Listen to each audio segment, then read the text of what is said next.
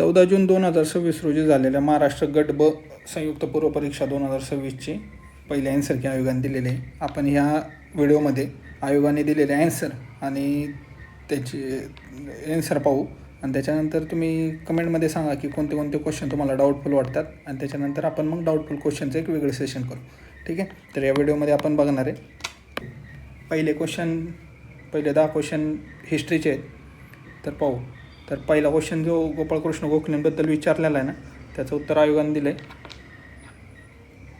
अ, ब आणि ड बरोबर. कारण आपल्याला सगळ्यांना माहिती आहे ते 1900 नाही, ते 1902 होतं. ठीक आहे. त्याच्यामुळे फक्त क काढला ना तर तुम्हाला त्या ॲन्सर येत होतं. ठीक आहे. त्यानंतर मला वाटतं की हा व्हिडिओ आपण क्वेश्चन ॲन्सर फक्त पाहूया. ठीक आहे. पुढच्या व्हिडिओमध्ये मी सांगेल की माझा काय स्कोर येतो आहे आणि मी कसा सॉल्व केला. ठीक आहे. तो सेकंड व्हिडिओ बनवू आपण. या व्हिडिओमध्ये आपण फक्त आहेत ना ॲन्सर पाहू आयोगाने दिलेले. सेकंड व्हिडिओ जो बनवल ना मी त्यात ऑब्जेक्शनचे क्वेश्चनचा बनवल आणि तिसरा व्हिडिओ तुमची जर डिमांड असेल की मी कसा सोडवला हा क्वेश्चन पेपर आणि माझा काय स्कोर येतो आहे तो मी तिसऱ्या व्हिडिओमध्ये सांगा. ठीक आहे. हा क्वेश्चन जो दिलेला आहे ना आयटेक बरोबर ऑल इंडिया ट्रेड युनियन काँग्रेसचा, तर त्याचा ॲन्सर काय दिला आहे, त्याचा ॲन्सर ओनली सी दिलेला आहे, महात्मा गांधी. ठीक आहे. तिसरा क्वेश्चन आहे समाजसुधारक ओळखायच्यात. हे बऱ्यापैकी सगळ्यांनाच आलं असेल कारण दर्पण आणि दिग्दर्शन हे सगळ्यांना माहिती आहे, त्याच्यामुळे याचं उत्तर 1 दिलेलं आहे आयोगाने. चौथा क्वेश्चन महर्षी धोंडो केशवकरबद्दल विचारलेला आहे. त्याचा ऑल ऑफ द अबाव दिलेलं आहे, म्हणजे ऑप्शन 4 दिलेलं आहे. त्यानंतर 5वा क्वेश्चन आहे वसाहतवादामुळे भारतात खालील प्रमाणे कोणते परिवर्तन घडून आले. तर या क्वेश्चनचं उत्तर 3 दिलेलं आहे अ ब क बरोबर, कारण इथं वाढ नाही तर घट झालेली. ठीक आहे. त्याच्यानंतर 6वा क्वेश्चन आहे. ठीक आहे. की एक स्टेटमेंट दिलं तर आणि ते कुणाचं आहे असं विचारलेलं आहे. तर ते स्टेटमेंट की आपण शक्यतो हेच मारणं संयुक्तिक होतं तिथं. 7वामध्ये चुकीचं विचारलेलं आहे, तर याचं उत्तर फक्त क दिलेलं आहे कारण हे मुंबईचा नसून पुण्याचा आहे. त्याच्यानंतर 8मध्ये लोकमान्य टिळकांचं स्टेटमेंट दिलेलं आहे. आणि रिसेंटली बऱ्याच वेळा आयोग जे स्टेटमेंट विचारतो आहे ना बऱ्यापैकी चान्सेस आहेत लोकमान्य टिळक आणि यांचे दिलेले आहेत. त्याच्यानंतर 9वा क्वेश्चन आहे 1857बद्दलचा, तर त्याचं उत्तर दिलेलं आहे जॉन लॉरेन्स. हा बऱ्यापैकी जवळपास सगळ्यांचा चुकला असेल असं वाटतं आहे. त्याच्यानंतर 10 नंबरचा क्वेश्चन आहे, त्याचा ॲन्सर दिलेला आहे 3. ठीक आहे. तर आपण हिस्ट्रीचे क्वेश्चन पाहिले. हिस्ट्रीमध्ये कोणाला काय वाटत असेल तर कमेंटमध्ये सांगा. पण मग नेक्स्ट क्वेश्चन हा ऑब्जेक्शनवालाच बनवू सेपरेटली. ठीक आहे. आता जो नेक्स्ट सेशन आहे तो जॉग्रफीचा आहे 11 ते 20. तर आपण यांचे उत्तर पाहू. ठीक आहे. तर पहिला क्वेश्चन आहे सियाचीन ग्लेशियरबद्दल विचारलेला आहे. ते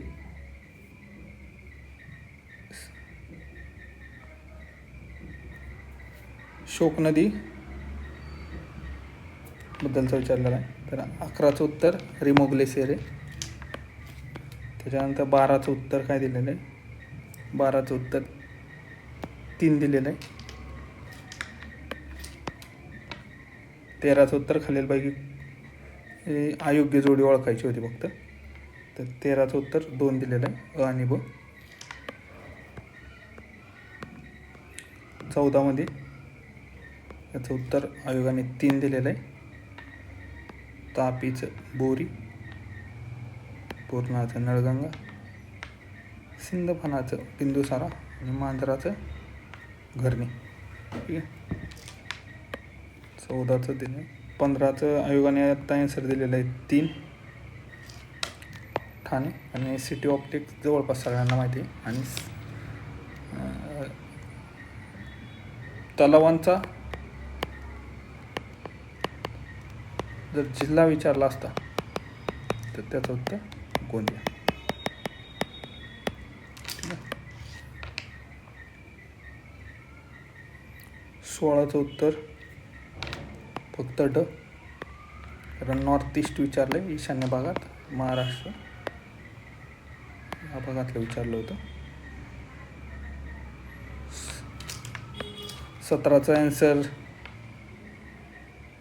2, मुंबई नवी मुंबई दिले. 18चं उत्तर धुळे दिलेले.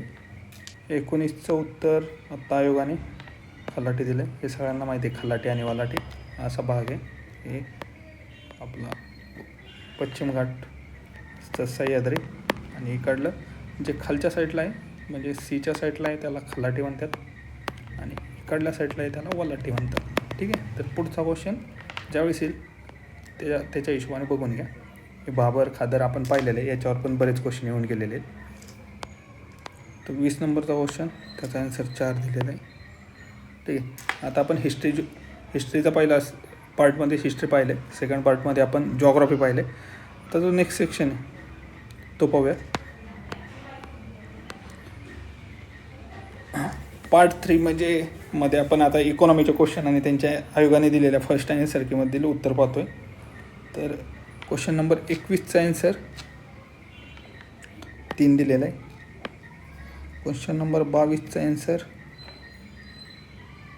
2 दिलेलं आहे. क्वेश्चन नंबर 23चा ॲन्सर 3 दिलेला आहे. क्वेश्चन नंबर 24चा ॲन्सर आता आयोगाने 3 दिलेला आहे. क्वेश्चन नंबर 25चा उत्तर आत्ता 2 दिलेलं आहे. क्वेश्चन नंबर 26चा ॲन्सर 2 आहे.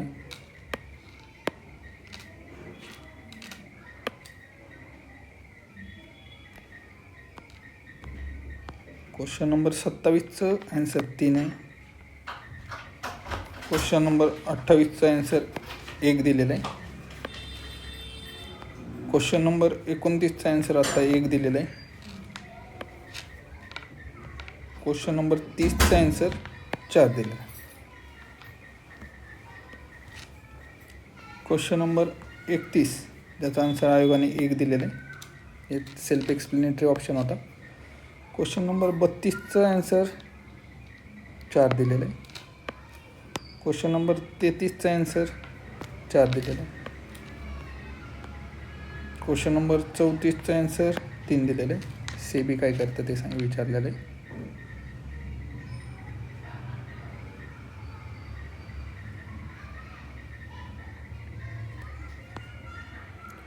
क्वेश्चन नंबर 35चं ॲन्सर 2 दिलेलं आहे. क्वेश्चन नंबर 36चा ॲन्सर आयोगाने आता 2 दिलेला आहे. क्वेश्चन नंबर 37चा ॲन्सर 3 दिलेलं आहे. क्वेश्चन नंबर 38 याचा ॲन्सर आत्ता 4 दिलेलं आहे. क्वेश्चन नंबर 39 त्याचा ॲन्सर 4 आहे.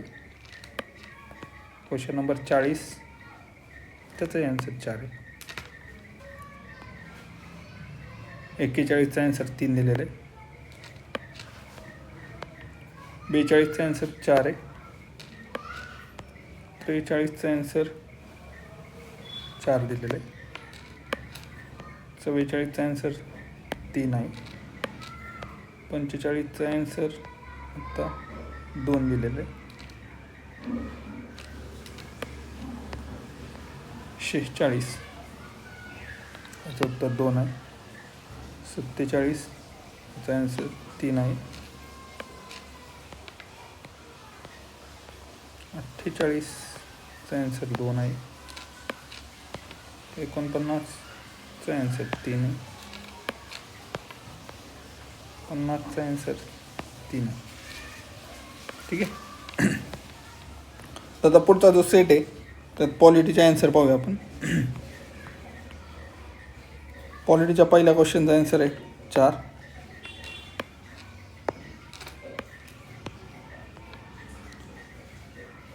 क्वेश्चन नंबर 52चा ॲन्सर आहे 2, कारण हे आर्टिकल 24 विषय जिथं एज बिलो 14 मेन्शन आहे.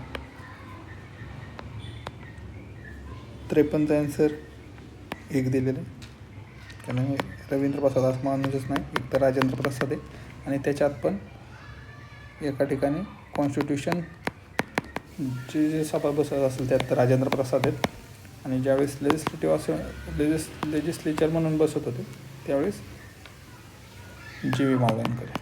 ठीक आहे.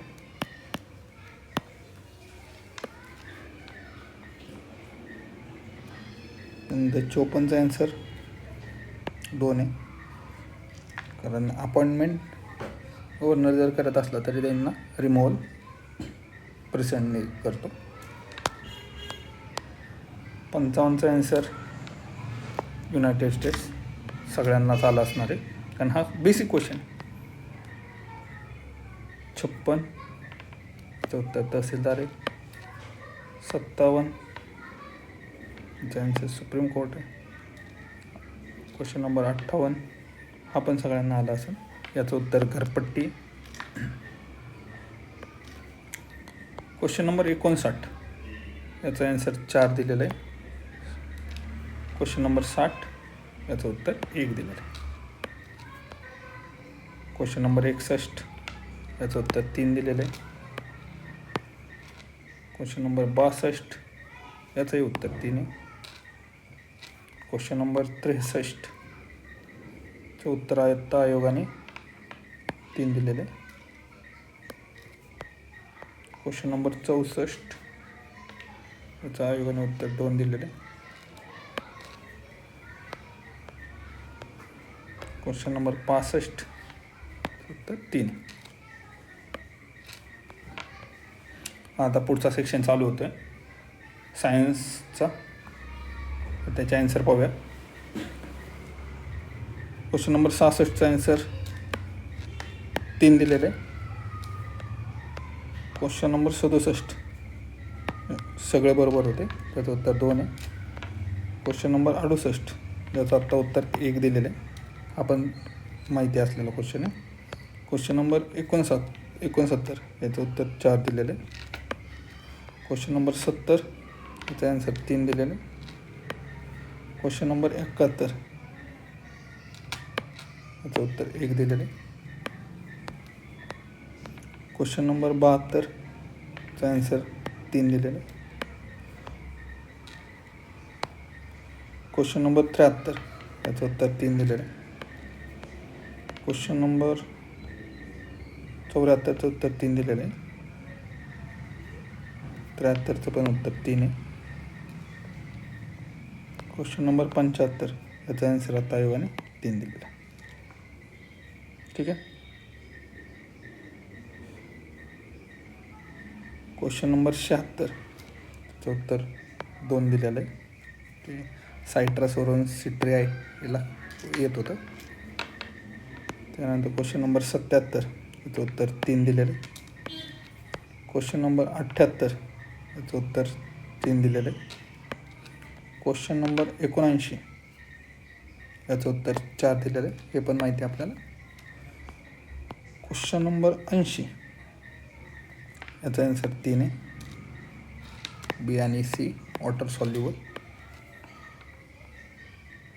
क्वेश्चन नंबर 81 त्यामुळे मॅथचे क्वेश्चन आहेत. 81चा ॲन्सर 1 आहे. 82चं उत्तर 4 आहे. ते असंही तुम्ही मिनिमम मारू शकत होता, कारण 82. क्वेश्चन नंबर 83चं 4 उत्तर आहे. क्वेश्चन नंबर 83चं 4 उत्तर आहे. क्वेश्चन नंबर 84चं ॲन्सर 2 आहे, की हा फक्त गॅप आहे 5 वरून, आणि हा 5 + 2 झाला आहे, आणि हा 7 + 2 झाला आहे, आणि हा 12 आहे, म्हणून हे काहीच न करता डायरेक्ट उत्तर 12 येत होतं. 84. 85चं उत्तर 2 आहे, हे डिस्टिव्ही फॉर्म्युल्याने ॲन्सर येत होतं. क्वेश्चन नंबर 86चं उत्तर 2 आहे. क्वेश्चन नंबर 87चं उत्तर 4 आहे. हे पण जरी टाईम कमी असेल तर लॉजिकली पण उत्तर देऊ शकत होता, कारण याचं तर हा 3 पार्ट काम करतो आहे, म्हणजे हे, आणि दुसरा एक पट काम करतो, म्हणजे ह्यातला फक्त 1 पट, म्हणजे 24चे जर 3 पार्ट केले तर 8 त्रिक 24, आणि त्याच्यात 1 ॲड केला तर 32, हे असं उत्तर येत होतं एक्झाममध्ये. 88चं उत्तर 4 आहे. 89चं उत्तर 2 आहे. 90चं उत्तर 2.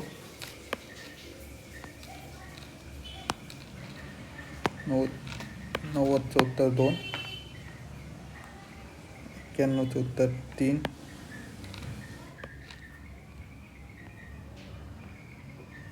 92चं उत्तर 3.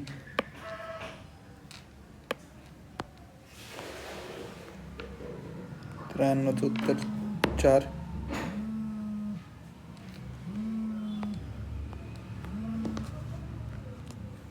94चं उत्तर 3. 95चं उत्तर 1. 96चं उत्तर 3. 97चं उत्तर 4.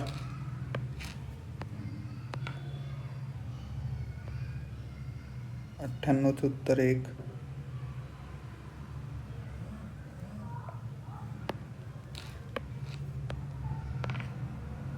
99चं उत्तर 4. सॉरी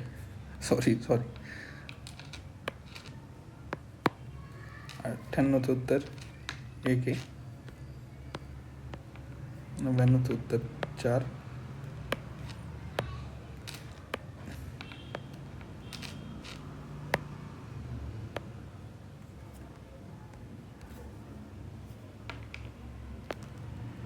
99चं उत्तर 4 आणि 100चं उत्तर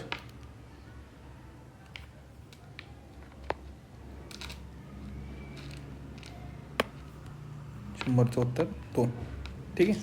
अशा प्रकारे ह्या व्हिडिओमध्ये आपण फक्त ॲन्सर आयोगाने दिलेले चेक केलं सांगितलं आहेत. याच्यानंतर कमेंटमध्ये तुम्ही सांगा की कोणते कोणते क्वेश्चन तुम्हाला डाऊटफुल वाटतात, क्वेश्चन नंबर.